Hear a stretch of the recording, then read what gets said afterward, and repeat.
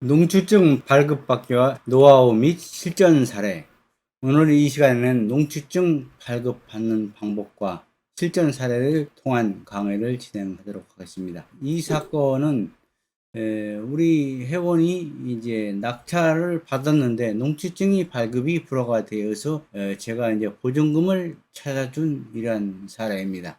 그래서 이제 여기 한번 중요한 문구만 읽어보도록. 경매 절차를 통하여 우리 토지를 낙찰받기 위해서 농지 취득 자격증명을 발급받으려는 자는 우리 토지를 낙찰받아 소유권을 취득하기 전에는 원상복구 등의 조치를 할 아무런 권한이 없으므로 그에게 형질 변경된 부분의 복구를 요구한다는 것은 법률상 불가능한 것을 요구하는 점, 불법적으로 형질 변경된 농지에 대해서 농지 취득 자격증명의 발급을 거부한다면 농지 소유자가 농지를 금융기관에 담보로 제공하는 농지를 불법으로 형질 변경하거나 지상에 무허가 건물을 짓는 경우에는 스스로 원상복구를 하지 않는 제3자가 이를 경락받지 못하게 하므로 담보물권자는 농지를 환가할 수 없게 된다는 점 등을 참작하면 규현에서 특별매각 조건으로 농지 취득 자격 증명의 필요를 언급하는 등으로 이 사건 매각물건에 대해서 자세한 설명을 하였어야 하면 당연할 것이나 규현에서는 이를 간과한 채 경매를 진행하였는 바 이는 매각물건 명세에서 기재할 중대한 흠 또는 그 기재 내용에 중대한 오류가 있거나 그 작성에 중대한 하자가 있는 경우로 할 것이므로 이건 부동산에 대한 경락은 불허되어야 할 것입니다.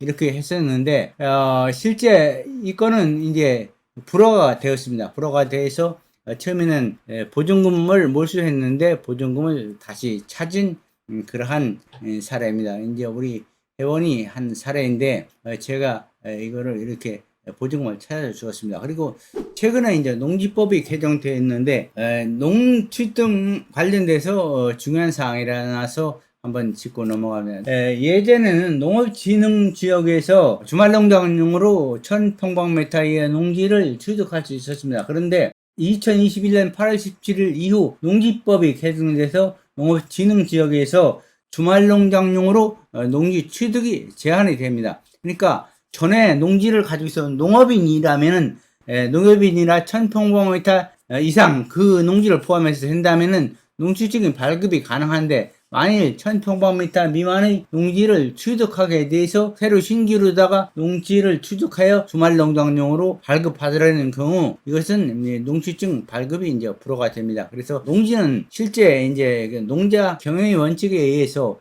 실제 농사를 짓고 다른 작물을 재배하고 농사를 짓는 사람이 수요하게 된 것이 우리나라 농지법의 기본 근간입니다. 그래서 농지를 취득을 하려면 농지 취득 자격증명을 발급받아야 되는데 단 아래 사항은 농지 취득 자격증명을 발급받지 않아도 됩니다. 농지법 제8조 2항 단서 및 농지법 시행령 6조에 보면 국가나 지방자치단체가 농지를 소유하는 경우나 상속이나 담보농지로 하는 경우나 농협이나 수협, 농어촌, 공사, 은행 등에서 담보농지를 하는 경우는 농취증이 필요하지 않습니다. 그리고 농지 전용을 마친 농지를 소유하는 경우 또 농업 기반 시설을 위해 농어촌 공사가 이제 농어촌 정비법에 따라서 소유하는 경우 환지 계획에 의해서 소유권을 취득하는 경우 교환이나 분할이나 합병의 경우는 농지증이 필요하지 않습니다. 또 농어촌 휴양 관광 단지나 한계 농지를 이제 정비하는 경우 농지를 매입한 경우나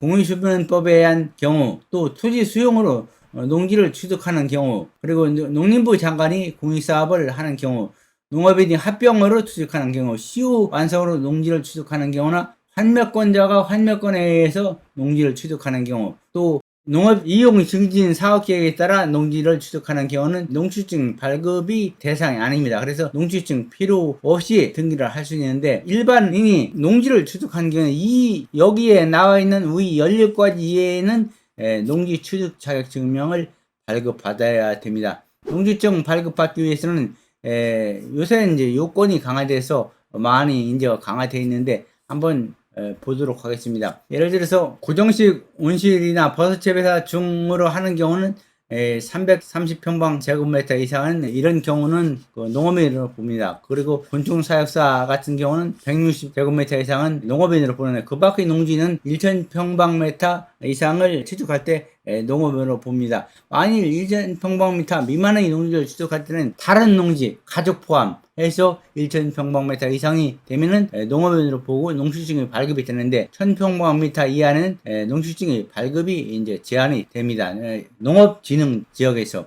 그래서 이 농수증을 발급받아야 되는데 이 농수증을 신청을 하려면 면담지가 이제 최근에 이렇게 있는데 여기서 이제 본인이 이러한 그 사항을 적고 이렇게 하면 이제 이것은 뭐 행정관청에서 하는 사항이고 그 다음에 농수증 농업경영 계획서를 써야 되는데 이제 지번 지목에 쓰고 면적, 영농거리, 영농 착수 시기, 주 작목 전부 쓰면 됩니다. 그런데 이제 대부분 여기서 이제 뭐 경영하기, 재배하기 쉬운 작물을 쓰는 것이 좋고 취득자는 취득자 본인을 쓰고 자기 노동력으로 한다고 이렇게 쓰는 것이 좋습니다. 기계 장비는 없는 것을 일부러 쓸 필요는 없고 뭐 트랙터라든가 뭐 이렇게 쓸 필요 없고 소규모 장비, 삽, 낫, 호미, 괭이 이런 것을 쓰면 됩니다. 그리고 이제 농지 소유 현황은 농지를 기존에 소유하고 있는 사람은 농지 소유 현황을 쓰면 됩니다. 처음 취득하는 사람은 농림지역에 1,000평방미터 미만은 주말농장으로 취득을 하게 되는 제한이 되는데 예를 들어서 기존에 농지가 많이 있는 사람들은 1,000평방미터라도 농업진흥지역에서도 취득이 가능합니다. 농지 취득 자격 증명은 이제 이렇게 신청하게 되면 통상 일주일 이내에 대부분 이제 나오게 됩니다. 이제 다른 사람에게 하실 경우 위임장을 해서 이렇게 하는 경우도 있는데 본인이 인터넷에서 신청을 해도 되고 실제 경매 같은 경우는 낙찰 받기 전에 신청해도 대부분 지역에서는 이렇게 해줍니다. 그리고 참고로 다 하나 이제 여기 있는 농수증을 아스건 포장을 했을 경우 이제 불허가 신청서가 이렇게 발급할 수 없다 했는데 이런 경우는 실제 원상복구 계획서를 작성해서 이렇게 조건부로 하면 되고 농수증을 신청할 때는 신분증, 매매계약서 4번, 뭐 건축허가 등 4번 뭐 여러 가지 있는데 실제 본인 신분증하고 매매계약서 4번이 있어도 좋지만 매매계약서 4번이 없어도 신청을 대부분 행정기관에서는 해주고 농수증 발급에서는 2일 내에서 이제 4일이 통상 소요되는데 주말 체험농장 같은 경우는 7일, 농지 전용 목적일 경우는 4일, 농지위원회 심의 대상은 14일로 이렇게 이제 기간이 그래서 농지위원회 심의 대상은 3인 이상 농지를 취득하는 경우 심의 대상으로 됩니다.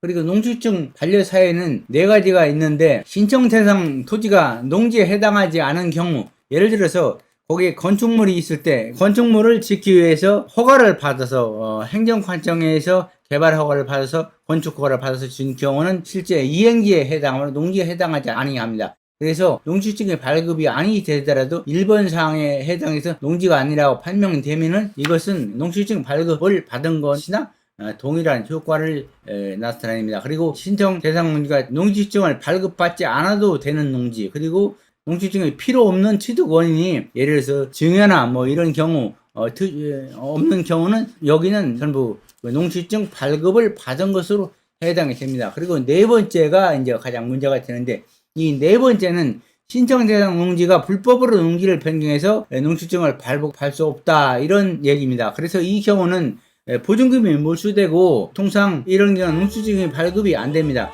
그런데 이 경우도 행정소송을 하면 제가 이제 유튜브에서 강의한 것도 있는데 행정소송을 하면은 농수증 발급이 가능합니다. 그래서 이 농수증 발급에 대한 노하와 실전 사례를 가지고 오늘 한번 살펴보았습니다. 오늘 강의는 이것으로 마치도록 하겠습니다.